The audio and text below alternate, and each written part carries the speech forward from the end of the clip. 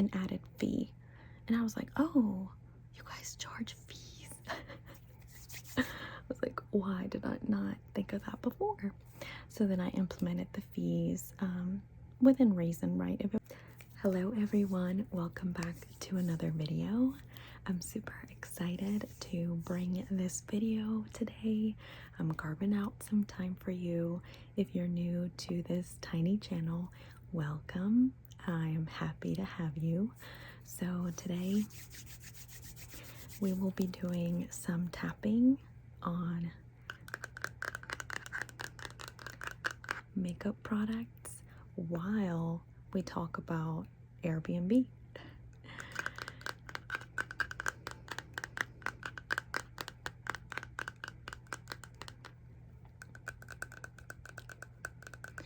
For reference, I've been doing, or I was doing, we recently stopped about 2 months ago. We had a property that we lived in, and we couldn't get a long-term tenant. So we applied for a short-term rental permit with our city. We got that, and we started to Airbnb. So these are 10 things that I wish I would have known before starting Airbnb. Number 1, cleaning fees will kill your profits, okay? Cleaning fees, if you're outsourcing them, if you're outsourcing your cleaning, they will absolutely kill your profits. It's a no-brainer. But unfortunately, it's your biggest expense. Even if you have a small property, maybe an apartment, it's still expensive to get someone to clean it regularly, to know what to do. It's not just a quick clean. I mean, the laundry that has to happen on site, sometimes they can take it with them and bring new ones. But that all just really adds up to the cost of, the cleaning. And so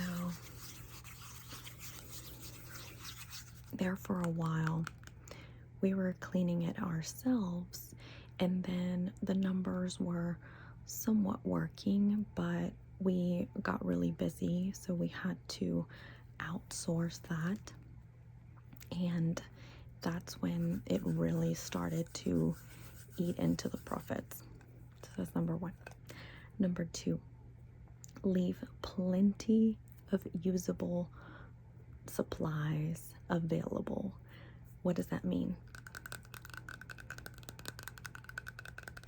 I'm talking toilet paper, shampoo, conditioner. If you have a laundry unit, that's also detergent. Make sure that they have paper towels.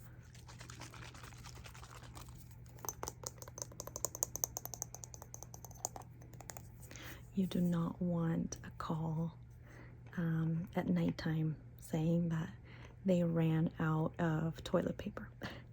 That's not what you want. You want things to go smooth.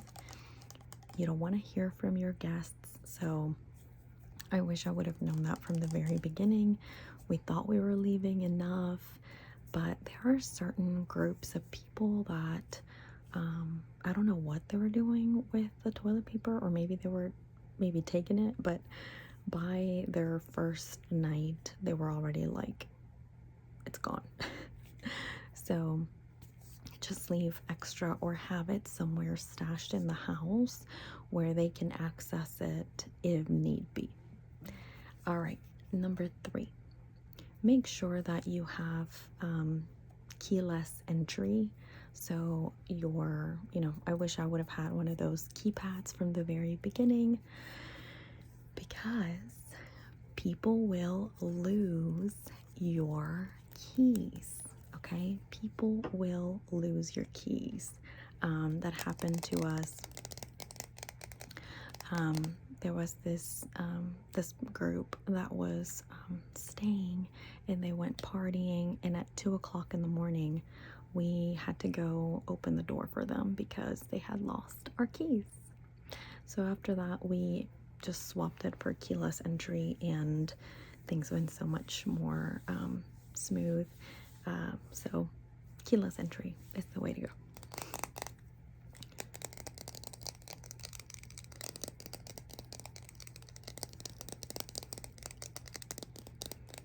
Number 4, keep some, I wish we had known this from the beginning, but keep some paint for your walls that match the color handy at all times, because the walls get ruined.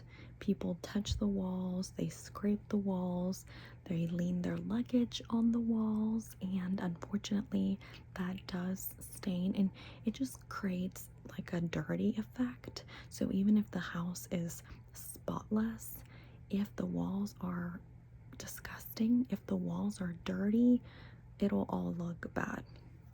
And sometimes even if you have those magic erasers, sometimes it wouldn't work. So you really need to have some of the same paint so you can touch things up here and there. But I didn't realize that until later. Okay, number 5. Keep a plumber or HVAC on standby. You never know when there's going to be a plumbing issue, or when your HVAC unit is going to decide to stop working when you have people there and it's either 100 degrees outside, or even worse, in my opinion, it's like 0 degrees in the middle of January. You do not want to get those type of calls, and unfortunately you can't do much with the schedules for those people, those technicians, but it's good to have some reliable contacts. Number 6, update automatic messages. So they go out on a scheduled basis. So at first I was typing them up, I was copying them and pasting them, but you learn as you go. And you have created a hello, kind of like a welcome message with instructions, with check-in instructions. Then you send a follow-up with a code at a certain time. Then the next, whenever they're checking out, you send a checkout reminder with instructions for checking out, so nobody can say, hey, I didn't know. Or you also are supposed to have instructions, somewhere within the unit, but it's good to have those messages sent out scheduled. Okay. Number 7. So creating a list of restaurants and things to do in your area goes a long way, because at the beginning I kept getting requests for restaurant suggestions or things to do, and I would have to craft like a quick little message. And I quickly realized that people want those recommendations from you. So I created a Google Doc sheet where I listed hundreds of suggestions, restaurants, what type of food they served, just a couple of information, and everybody really appreciated that. And I had to stop answering the constant, what are your recommendations? Because in the welcome message I listed, hey, these are all my recommendations. So it worked out.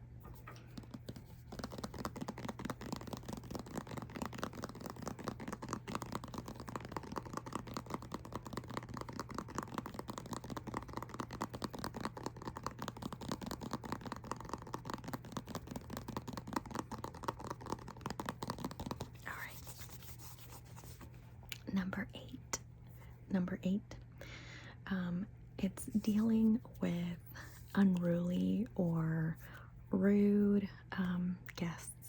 So, of course, you're in a service type industry, so dealing with unrealistic expectations from guests was a little bit, hard to deal with sometimes. Um, Sometimes they would say, I don't like this coffee that you have here for us. Bring me other coffee.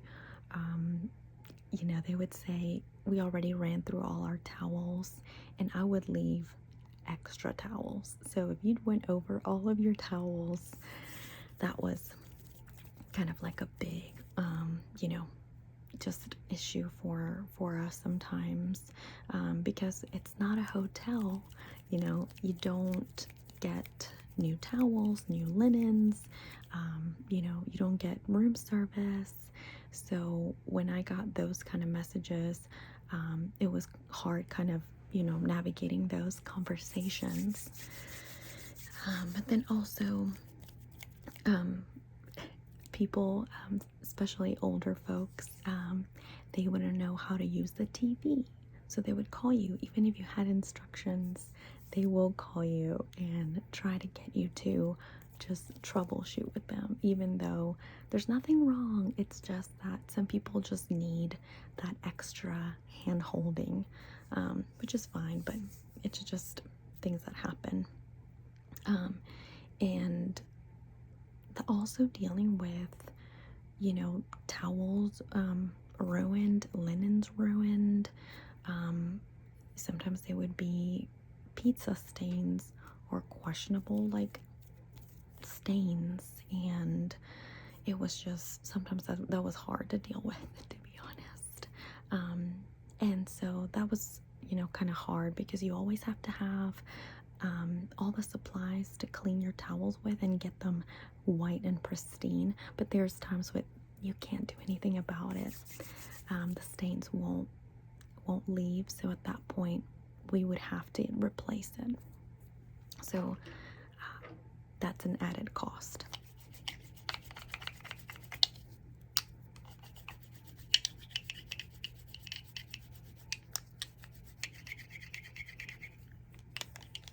All right, number 9. Expect the unexpected. So lights would sometimes go out because of power outages in the area, and there's nothing you can do about that.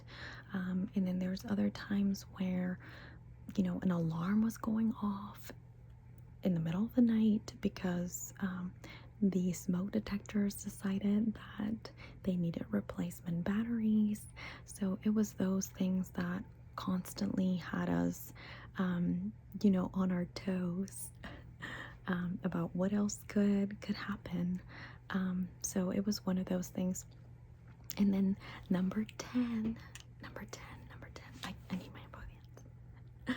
Number 10, I wish we had offered to charge for either late checkouts or early arrivals, and we had accommodated those for a long time without charging any fees, until one time I went on my own Airbnb trip to a different state, and I asked for if I could check in early, and they were like, yeah, there's it was like just an hour or two ahead, I would accommodate it. But if it was more than that, especially if we had a late a checkout that day, then it would create obviously a logistical delay. So we started charging those fees. But that was number 10. We stopped Airbnb. We actually got some long-term tenants that moved in June. And so we no longer have to deal with responding to messages, or the Airbnb taking cuts of their pie, of the share of our profits, or cleaning expenses, or supplies. So I'm happy about that. But that's all that I've got for you today. I hope you have a good night or day wherever you're at, and we will see you on the next video.